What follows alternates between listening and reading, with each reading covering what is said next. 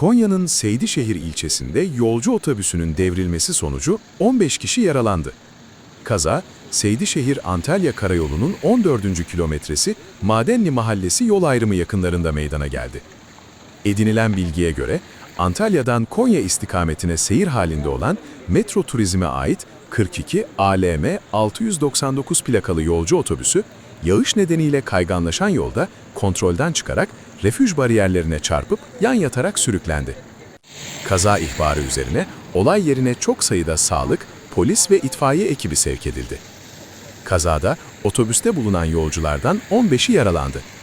Yaralılar ambulanslarla Seydişehir Devlet Hastanesi'ne kaldırıldı. Yaralılardan 4'ünün sağlık durumunun ciddi olduğu öğrenildi. Kazayla ilgili tahkikat başlatıldı.